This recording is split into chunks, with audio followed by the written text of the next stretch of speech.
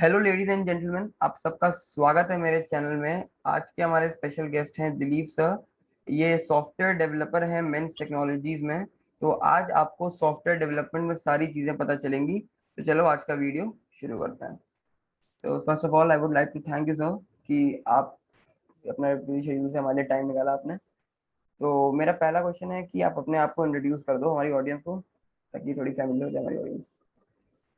First of all, I would like to say thank you to you also that you gave me this opportunity to just like to give my juniors an opportunity to get my work so that they can get benefited in some way, not in whole way, but in some way they can get benefited. So thank you for that. And for my introduction, my name is Dilip. Uh, I am active in the stint industry from last 10 years. And right now I am working in Men's Technologies Private Limited. I have roles of uh, basically basically the role is of software architect. So, but you can call me a senior software developer. That would be good. Yes. And about background means if you want to know about my educational background, so I have done BTech. I am passed out in the year 2009, joined in 2005. Since then, means I am in the industry only. ठीक है sir, आपकी branch कौन सी है वैसे? Branch computer science. Computer science. Okay, तो शुरू करते हैं फिर क्वेश्चन सब। तो मेरा पहला क्वेश्चन Mhm. है कि जब आप कॉलेज में एंटर हुए थे तो Mhm. आपका क्या माइंडसेट था कि मतलब प्लेसमेंट वगैरह के लिए लेना है, या उस टाइम पे कुछ ऐसा था? एक So, फर्स्ट ईयर के बच्चे का क्या माइंडसेट होता है, वैसे ही उसकी बात करते हैं। so to be frank, अगर मतलब एकदम genuine आंसर इसका दूंगा तो ये दूंगा कि जब मैंने एंट्री करी थी तो there was nothing in my mind. It was like that बढ़िया है, I am going out of the home, hostel life रहेगी, मस्त मजा आएगा. Then when we had some classes, then means college में सी सी प्लस प्लस पता था बस. उसके बाद वहां पहुंचे तो और भी पता चला कि दुनिया में बहुत सी चीजें हैं. कंपनीज के बारे में कुछ भी नहीं पता था. सिर्फ उस टाइम पे हम लोग को पता था कि याहू नाम की चीज है कोई दुनिया में, याहू मेल यूज करो और याहू मेल का चैट रूम यूज करो. आजकल तो बहुत कुछ है, व्हाट्सएप है, तुम्हारा क्या बोलते हैं उसको, टेंडर है. तो ये सब उस टाइम पे कुछ भी नहीं पता था हम लोग को. उस टाइम पे याहू ये सब पता था. तो कॉलेज जब पहुंचे तो फर्स्ट ईयर में इन सब चीजों के बारे में सीनियर से पता चला. तब पता चला कि एक ऐसी भी कोई दुनिया होती है. तो वहां से ये सब आया कि मतलब सीखना है, करना है कुछ, सोर्सेस पता करने का आया. फिर ये हुआ, कोडिंग आई. तो कोडिंग में जब स्टार्ट किया वहां पे कोडिंग, 10th 12th में भी कोडिंग था, बट कुछ भी मतलब कोई इंटरेस्ट नहीं था उसमें एज सच. बट जब वहां पहुंचे तो वहां पे जब सीखे तो ये पता चला कि we don't need to learn coding. Instead of that we have to learn how to create something and how to solve something, how to find some problem in something. So ये चीजें पता चलनी शुरू हुई फर्स्ट ईयर से. Fourth year तक जाते जाते और मतलब इसमें वो बोलते हैं ना, वो स्टार्स लगते जाते हैं. तो 1 स्टार, 2 स्टार, 3 स्टार, 4 स्टार लगते चले गए. ओके, तो बेसिकली अब डिस्कस करते हैं सर, सॉफ्टवेयर डेवलपर जो होता है उसकी एक्चुअल क्या मतलब वर्किंग क्या होती है, क्या प्रोफाइल होती है, ये पूरा एक्सप्लेन कर पाए आप? तो actually software developer is a part of software industry. It's not only software, it's the part of IT industry. So there are so many positions are there, like software developer, software engineer, full stack developers, like front end developer, back end developer, middleware developer, AWS developer. You all must, I don't know you, I think you all must have heard about it. But there are so many fields. So software developer is consolidated kind of role which handles all these things. So this, like some requirement is coming. So what the software developer does is first understand the requirements, and from those requirements he writes all the basic steps what needs to be done. then he do a kind of POC. In after that POC, we just move forward for the real time thing. So this is the main role of software developer. So you can use any technology like C, C++, Java, Python, R. There are so many technologies these days. So these are the hot ones. Flutter, Angular JS, anything you can use. तो आपके हिसाब से आपकी favourite सी कौन सी language है जिसमें आपको सबसे ज्यादा मजा आता है? एक्चुअली मेरे साथ ऐसा है कि मैं जिस टेक्नोलॉजी पे जिस टाइम पे काम करता हूँ फेवरेट हो जाती है। ओके। तो मैंने मतलब जितनी भी नाम लिए हैं, मैंने कुछ नाम नहीं लिए हैं, हर एक टेक्नोलॉजी पे काम किया है। बट अगर ऐसा बोलोगे कि नहीं ये रिस्ट्रिक्शन है कि आपको एक बताना ही बताना है, तो जावा विल बी द बेस्ट। तो बेसिकली इस समय इंडस्ट्रीज में कौन सी लैंग्वेज चल रही है जो काफी ट्रेंडिंग में है? अगर हम कॉलेज स्टूडेंट्स के पर्सपेक्टिव से देखें तो कौन सी लैंग्वेज ऐसी है जो स्टूडेंट प्रैक्टिस कर सकता है आज से? ट्रेंडिंग पॉइंट ऑफ व्यू से अगर देखोगे तो इस टाइम पे पाइथन है बूम पे। देन पाइथन का ऐसा है कि उसने जावा को थोड़ा डाउन किया, वरना हमेशा Java is the most preferred language रही है till I entered the industry. But from last 2-3 years Python उसको पीछे कर रही है थोड़ा। इसके पीछे 2-3 रीजन है कि ओरेकल ने उसको थोड़ा सा पेड वर्जन करने का कोशिश कर रहा है, वो ये भी एक रीजन है। तो पाइथन है best, that is very easy also. Not वैसे तो all the languages are easy, but Python comparatively easy है। अगर बहुत ज्यादा एनालिटिकल में दिमाग नहीं लगता है तो there are other technologies like React JS, like Angular, like Vue.js, Redux. These are also the options. Okay. So trending में तो Python ही रखूंगा मैं, and that is मैं नहीं रखूंगा, that is the trending technology. Market में पाइथन चल रही है इस समय, मतलब ऐसा?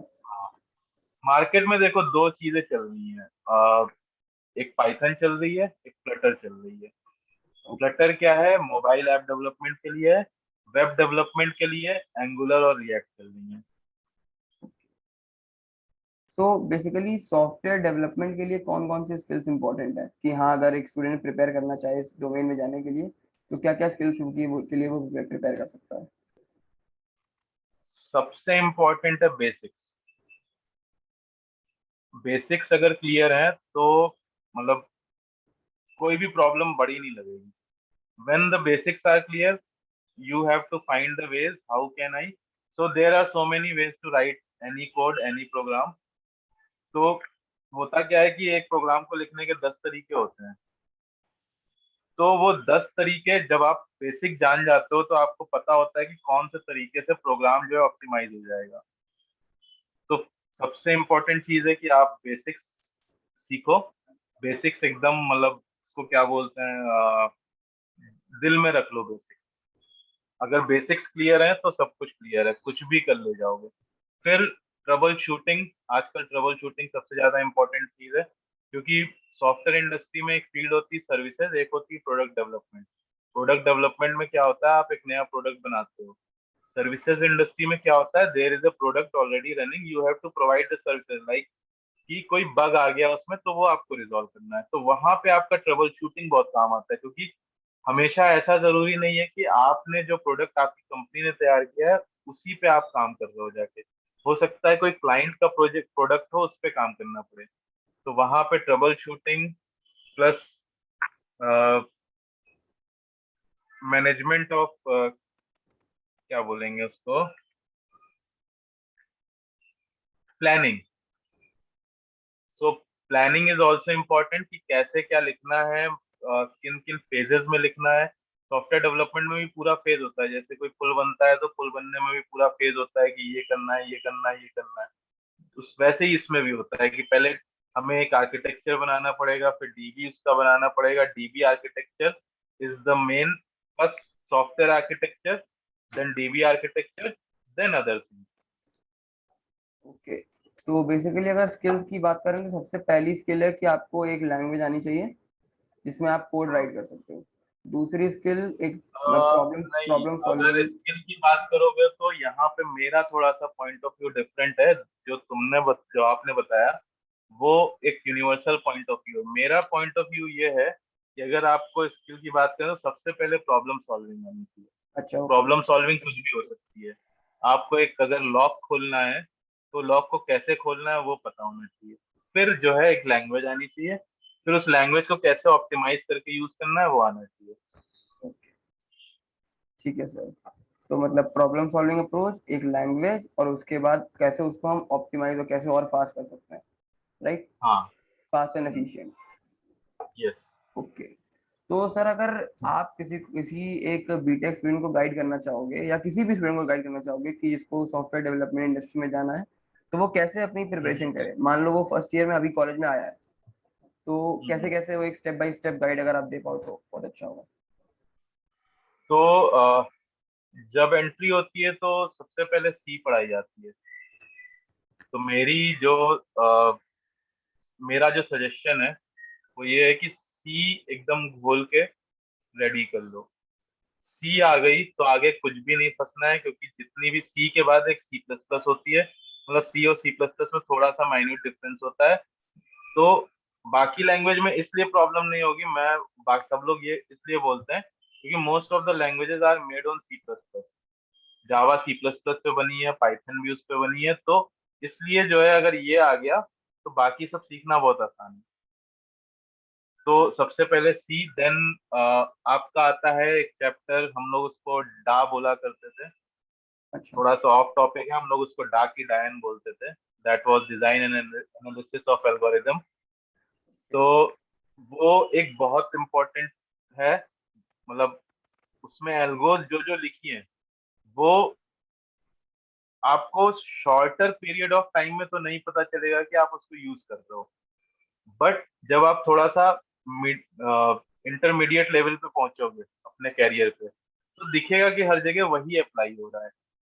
ऐसे ही सी में डेटा स्ट्रक्चर्स होता है। डेटा स्ट्रक्चर्स बहुत इंपॉर्टेंट है। सुना भी होगा, मीन्स अगर हम लोग बड़ी बड़ी कंपनीज की बात करेंगे, लाइक ग्लोबल कंपनीज की, तो what they ask mostly the data structure. In data structure, what they ask in data structure, those small things. What is queue? Means not what is queue, queue based questions, linked list based questions. How you can get the shortest path uh, to solve something. In which you actually I that's okay. I wanted to know in which year you are. I mean third year, BTech third year. Okay, so you must have learned all these algorithms, Krustal and all these. या I don't know whether these. I am learning data structure. Yes. So these are, means there is shortest path algorithm. So that is also useful in the software development phase. So these are the main three things: data structure, algorithms, and basics. Okay. तो my next question is, when you are preparing for software industry, मतलब आप भी तो कभी preparation कर रहे होंगे, आप भी चीजें सीख रहे होंगे, तो ऐसे क्या चैलेंजेस आए थे जो जिसने आपको मतलब ग्रो करने में, सीखने में और ज्यादा हेल्प करी, या थोड़े ने किसी ने प्रॉब्लम क्रिएट करी होगी, उनके बारे में बताइए थोड़ा। मतलब ड्यूरिंग माय कॉलेज टाइम पूछ रहे हो या फिर all profession wise? All over, जो जो आप बता पाओ, दो तीन। सो मेरा क्या है, मतलब more than creator of a software, मेरा क्या है कि मतलब मैं प्रॉब्लम सॉल्वर हूँ। मतलब इसको हम लोग बोलते हैं कुछ बग आ गया, तो there were so many bugs which were we were nobody was unable to identify. Nobody. We some once upon a time we took 2 to 3 days. We have talked all over the world, so many experts, that what is happening. We were clueless. So that improved myself, means my uh, that improved me, कि ये हुआ कि मुझको करना है, solve करना है, solve करना है, सॉल्व। मुझे नहीं पता था पहले दिन कैसे सॉल्व होगा, दूसरे दिन भी नहीं पता था। जो भी था हम लोगों ने सब ट्राई कर लिया था, बट था कुछ कि मैं इसको सॉल्व कर सकता हूँ। Fourth day fifth day solve कर लिया हमने इसे। तो वहां से एक आया, तब से प्रॉब्लम सॉल्विंग का अप्रोच पूरा बन गया। तो उसने जो है मुझको ये किया, क्रिएट करना भी, मतलब क्रिएट करना इजी नहीं है, but it's most of the people do. But problem solve, if you will ask to 10 to 15 people, you will find only 3 to 4 people who will be solving the problem. तो वो सबसे बड़ा था, इसने मुझे सिखाया, लाइफ में भी सिखा दिया, कोर्ट्स में भी सिखा दिया, हर चीज में सिखा दिया उसने कैसे क्या करना है। तो सर कुछ ऐसी मिस्टेक जो आपने अपने टाइम पे करी हो और आप चाहते हैं कि आपके जूनियर्स ना करें? पहली मिस्टेक तो ये, मतलब मिस्टेक वैसे तो, मतलब मैं तो ये कहता हूँ कि थोड़ी मिस्टेक्स करनी चाहिए, क्योंकि थोड़ी मिस्टेक्स होती है तो सीखने को मिल जाता है। बट कुछ मिस्टेक्स ऐसी हैं जो नहीं करनी चाहिए, जैसे कि आपका कोई एक सब्जेक्ट है, उसके लिए आप 10-10 बुक रेफर कर रहे हो। तो मैंने कुछ सब्जेक्ट्स में कर दी थी, तो वो बढ़िया नहीं है। कुछ सुना, मैंने सुना आज सी अच्छा है, तो मैं सी पे लग गया। मैंने कल सुना सी प्लस प्लस अच्छा है, तो सी प्लस प्लस पे लग गया। पाइथन अच्छा है तो पाइथन पे लग गया। तो इंस्टेड ऑफ दैट, पहले अपना कोई भी एक बेसिक क्लियर कर लो, फिर दूसरा लैंग्वेज उठा लो। ओके। और तो फिर आपने ये कुछ चैलेंज वो गलतियां करी जो आप चाहते हो कि आपने जूनियर्स ना करें? तो मतलब हाँ। अगर आप एक कोई सब्जेक्ट पढ़ रहे हो तो उस पे किताब पढ़ो, एक या दो, ज्यादा एक्सप्लोर करने की जरूरत नहीं है कि 10 किताब पढ़ लें तो अच्छा हो जाएगा। और नहीं। एक लैंग्वेज पकड़ो तो पूरी कंप्लीट करो। ये नहीं कि आज सी प्लस प्लस हाँ कर ली, कल जावा कर ली, ये नहीं करना है। हाँ। ओके। तो मेरा अगला सवाल है कि जो आपकी सराउंडिंग होती है, मतलब जिनसे आप रोज मिलते हो, आपके फ्रेंड्स, आपके रिलेटिव्स, जो भी जिनसे आप रहते हो, वो कितना मैटर करते हम्म। हैं प्रिपरेशन में? मेरा पर्सनल ओपिनियन के हिसाब से तो सराउंडिंग बिल्कुल मैटर नहीं करती, क्योंकि मतलब it depends on you only what you are doing. But sometimes, like when you are in the mood of coding, and you have many coders surrounding you, तो उसका काफी फर्क पड़ता है। बिकॉज क्या होगा कि तुमने कोई अप्रोच सोचा, उसने कोई अप्रोच सोचा, और दूसरे ने कोई अप्रोच सोचा, तो उससे क्या होता है, एक ऑप्टिमल अप्रोच भी बनती है। तो वो सीखने को मिलता है सराउंडिंग से। 10 लोग बैठे हैं, 10 लोग जो है कोई एक ऐसी प्रॉब्लम डिस्कस कर रहे हैं जो कि अनसॉल्वेबल है, तो 10 लोग के पॉइंट ऑफ व्यूज हो सकते हैं, तो वो मैटर करता है। बट घर वाला सराउंडिंग और ये वाला तो उतना मैटर नहीं करता, वो श्योर कर लेंगे तो भी, मतलब मेरा पर्सनल ये है कि मेरे को जो करना है वो मैं कर लूंगा, और ऐसा ही होना चाहिए। कि अगर आपने ठान लिया कि मुझे कोडिंग करनी है 2 घंटे तो मुझे करनी है फिर। हाँ, ऐसा ही होना चाहिए। अच्छा, जब आपने कंपनी में एंट्री ली होगी तो आपका भी प्रॉपर जो राउंड होते हैं कि पहले एप्टीट्यूड हुआ, फिर कोडिंग राउंड हुआ, फिर इंटरव्यू हुआ। तो आपको क्या लगता है कि उस टाइम का इंटरव्यू और इस टाइम का इंटरव्यू, जैसे आज तो कोविड की वजह से इस समय जो इंटरव्यू हो रहे हैं वो ऑनलाइन हो रहे हैं, पता ही होगा आपको। तो आपको क्या लगता है कि वो हम्म। ऑनलाइन इंटरव्यू और ऑफलाइन इंटरव्यू में कितना डिफरेंस है? क्या कुछ नुकसान फायदा? अ, मतलब एक प्लस पॉइंट है कि तुम्हारे, मतलब like when you go for the offline interview, you have to be in so much etiquette, you have to follow so many rules. So those you don't need to follow in online interviews. In online interviews, there are some extra things added, like you have to learn the technologies. Means you must be knowing about the software, what company is using. Everybody is not using Zoom. Everybody is not using Meet. Somebody is using Go Meeting. Somebody is using Cisco WebEx. So you must be knowing about that. Only that is the difference. Nothing much. बाकी interviews वगैरह, question वगैरह वैसे ही लगभग company पूछेंगी जो offline में पूछती हैं या ऑनलाइन में? Questions तो yes, yes. ओके। तो सर बेसिकली जैसे आपने बताया आप सीएस से हो, मैं ईसी ब्रांच से हूँ, तो आपको क्या लगता है हम्म, कि इस सॉफ्टवेयर डेवलपमेंट के डोमेन में ब्रांच मैटर करती है क्या? कि मैकेनिकल का बंदा नहीं आ सकता या सिविल का बंदा नहीं आ सकता, ऐसा कुछ? बिल्कुल नहीं। स्टार्टिंग में मैंने बोला था अप्रोच। हम्म।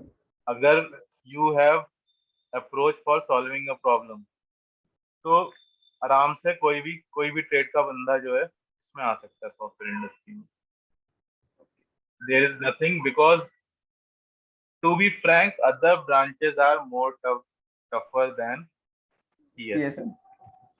तो अगर उन्होंने वो क्रैक किया है तो ये क्रैक क्यों नहीं कर पाएंगे यार। बस आपको स्किल्स एक्वायर करनी है, जो भी आपने बताया था स्टार्टिंग में, लैंग्वेज, प्रॉब्लम अप्रोच वगैरह। ओके, तो सर जब आप प्रिपेयर कर रहे थे तो आपने किस टाइप की, मतलब क्या क्या रिसोर्सेज यूज किए थे, वेबसाइट, बुक्स वगैरह, ऐसा कुछ? जब मैं प्रिपेयर कर रहा था तो तब मतलब इतना रिसोर्स फ्रेंडली एनवायरनमेंट तो नहीं था हम लोग के टाइम पे। बट एट दैट टाइम हम लोग को जो है मतलब हम लोग के बीच में बुक्स ही पॉपुलर थी। लाइक एप्टीट्यूड के लिए हम लोग RS अग्रवाल यूज करते थे, और लैंग्वेजेस के लिए like I I prepared for C only, so Yashwant Kanetkar था। एंड DSC डेटा स्ट्रक्चर्स के लिए हमने जो है GS बलूजा रेफर करी थी। तो मतलब इनसे बाहर कोई क्वेश्चन कभी आया ही नहीं। अगर आपने ढंग से जो है उस टाइम के हिसाब से बता रहा हूँ, आजकल थोड़ा सा एडवांस हो गया है। जैसे मैं अगर इंटरव्यू लूंगा तो मैं शायद थोड़ा सा बुकिश नहीं पूछूंगा, मैं थोड़ा सा देखूंगा कि कैसे सॉल्व कर रहा है प्रॉब्लम को। अगर वो प्रॉब्लम सॉल्व कर रहा है, सिंटैक्स गलत है, तो शायद मैं उसको ले सकता हूँ। लेकिन ये हर जगह अप्रोच नहीं फॉलो होगी। बाकी जगह क्या होगा कि तुमको एप्टीट्यूड दिया जाएगा, तो एप्टीट्यूड के लिए मेरे हिसाब से जो बेस्ट रिसोर्स था, वो शायद होगा भी अभी, वो RS अग्रवाल था।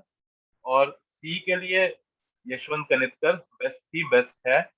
और डेटा स्ट्रक्चर्स के लिए कोई भी बुक उठा सकते हो, GS बलूजा भी उठा सकते हो, और भी हैं कई, उठा सकते हो।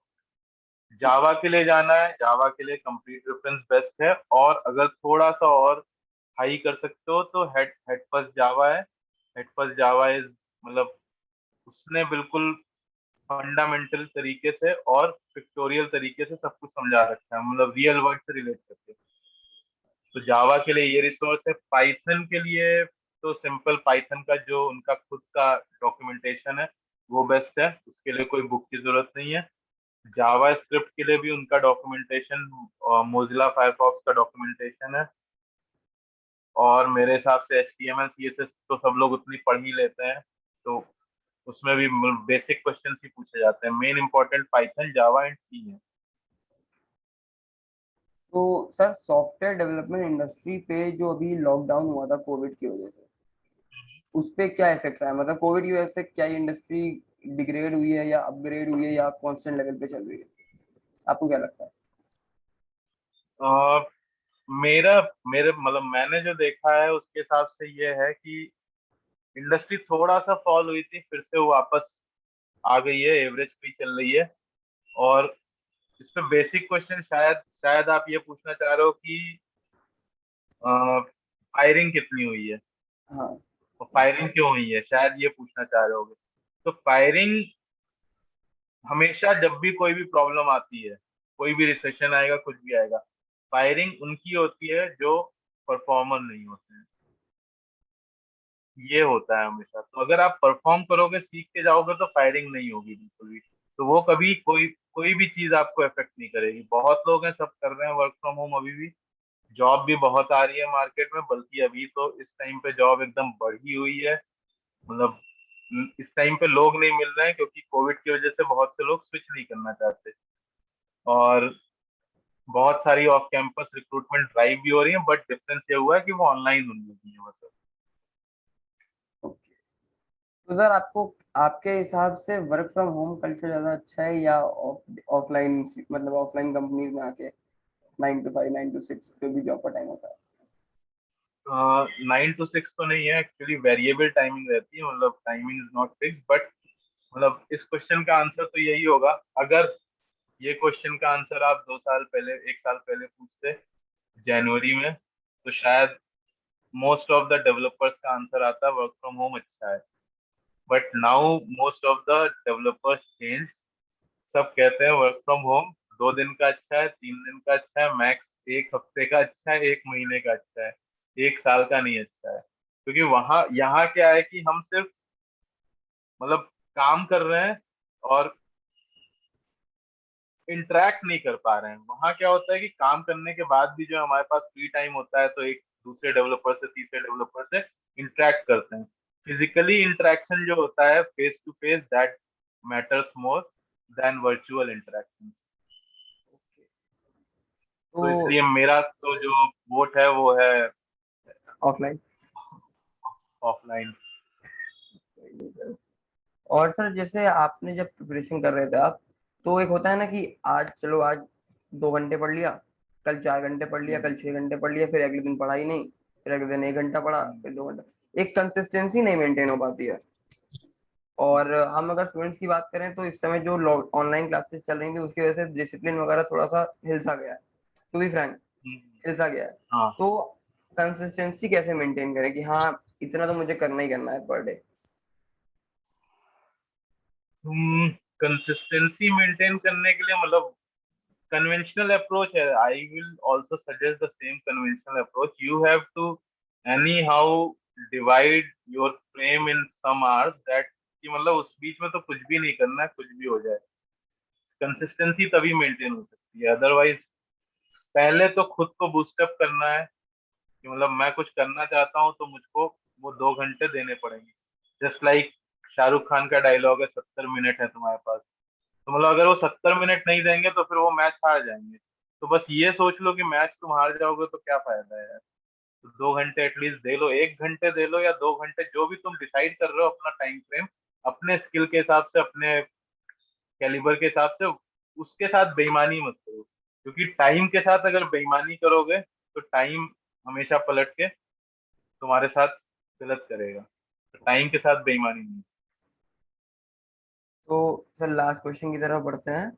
आपकी हम्म। जॉब प्रोफाइल जो है इस समय मेंस टेक्नोलॉजी में, वो थोड़ा सा एक्सप्लेन कर दीजिए हमारे उसको, हमारे व्यूअर्स को, ताकि वो थोड़ा अच्छे से हम्म। जान पाए।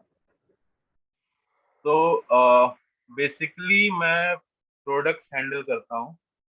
तो हमारे यहाँ इस टाइम पे अराउंड 12 प्रोडक्ट्स चल रहे हैं।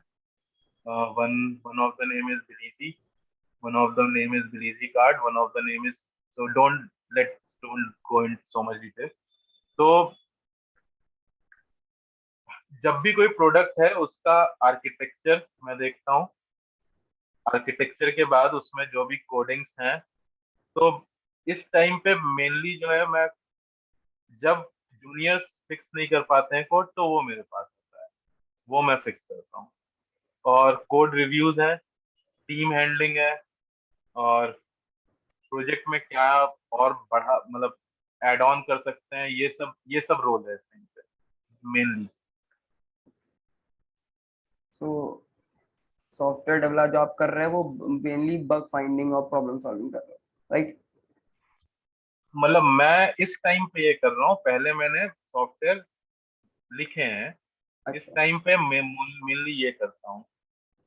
इस टाइम पे लिखते हैं जूनियर्स, मैं जो है उसको मतलब पास ऑन पास आउट। तो सर अब हमारा इंटरव्यू एंड की तरफ आ गया है, तो आप कोई एडवाइस देना चाहोगे अपने मतलब मेरे एज के लोगों के लिए, जिनके लिए जो हमारी ऑडियंस है, कोई एडवाइस? एडवाइस एडवाइस मेरी यही है कि आप अगर सॉफ्टवेयर सॉफ्टवेयर नहीं, किसी भी फील्ड में अगर आप आ रहे हो तो मतलब उसको कैसे किया जाए ये मत सीखो केवल, उसमें कुछ नया कैसे क्रिएट किया जाए ये सीखो। उसमें कुछ गड़बड़ है उसको सही कैसे किया जाए ये सीखो। ये सीख लोगे तो नया भी आराम से क्रिएट हो जाएगा, कोडिंग भी आ जाएगी। कोडिंग या जो भी डोमेन है उस डोमेन की नॉलेज भी हो जाएगी। उस डोमेन में प्रॉब्लम्स जो है उसको सॉल्व करने का भी स्किल आ जाएगा। और वो जस्ट लाइक अगर सॉफ्टवेयर की बात करेंगे तो एक कहावत चलती है, learn don't learn to code, learn to create, learn to solve. तो वो करने की कोशिश करो, वो बहुत काम देगी। Team team skill, team player बनने पे ध्यान दो कि अगर 10 लोगों के साथ काम करना पड़ रहा है तो कैसे करेंगे। 10 लोग के साथ अगर कोड कर रहे हो तो हो सकता है दूसरे वाला कुछ और लिख रहा हो। तो टीम मैनेजमेंट के बारे में भी सोचना चाहिए, कैसे टीम मैनेज करेंगे, प्लस कैसे एफिशिएंटली किसी काम को करेंगे ये। और सबसे जो मेजर थिंग है, मेजर चीज है, वो ये है कि बेसिक्स क्लियर करने हैं। सबसे बड़ी एडवाइस यही है कि बेसिक्स हमेशा क्लियर होने चाहिए। मतलब अगर इमारत बनानी है तो नींव मजबूत होनी चाहिए। हाँ, न्यू मजबूत होनी चाहिए। ओके। तो थैंक यू सर, आपने अपने टाइम निकाल के हमारे व्यूवर्स को अपना एक्सपीरियंस, अपनी एडवाइस शेयर करी। तो सर अब जाते जाते आप ही फिर लाइक कमेंट के लिए बोल दो मेरे व्यूअर से, आपकी बात मान लेंगे ये। ठीक है। तो व्यूवर्स, ये उत्कर्ष का बहुत बढ़िया चैनल है, बहुत बढ़िया लगा बात करके भी, और बहुत सही काम कर रहे हैं ये आप लोगों के लिए, क्योंकि लोगों को ला के उनके एक्सपीरियंस आप लोगों के बीच में शेयर करना बहुत अच्छी बात है। हम लोग के टाइम पे ये सब करने वाला भी कोई नहीं था, हम लोग देखते कैसे। तो प्लीज लाइक करिए, शेयर करिए, कमेंट भी करिए। अगर अच्छा लगा कुछ भी तो वो भी कमेंट करिए, अगर खराब लगा तो भी कमेंट करिए, ये भी सुधार करेंगे, मैं भी सुधार करूंगा। और कोई भी हेल्प चाहिए हो, हेल्प इन द सेंस कोई भी गाइडेंस चाहिए हो, तो आप इनको कांटेक्ट करिए। मुझसे कोई गाइडेंस चाहिए हो तो आप इनको कांटेक्ट करिए, ये मुझे कांटेक्ट करके आप तक वो गाइडेंस भी पहुंचा सकते हैं। Thank you sir. तो थैंक भाई यू। अब सर ने लाइक कमेंट के लिए बोल दिया तो लाइक कमेंट कर देना यार, कमेंट में बता देना कुछ भी डाउट हो। और जो भी बुक्स बुक्स की नाम सर ने लिए वो तुम्हें डिस्क्रिप्शन बॉक्स में मिल जाएगा उसका लिंक, परेशान मत होना उसके लिए। और मेरा इंस्टाग्राम हैंडल्स वगैरह सब मिलेंगे, कोई भी डाउट हो तो वहाँ पे आके मुझे डीएम कर देना। तो फिर तब तक के लिए चलते हैं। Thank you so much sir. और थैंक यू वेरी मच। ठीक है भाई, तब तक चलते हैं। Do not get stuck in past, do not worry about the future, just live in present, be happy and stay motivated. Thank you guys.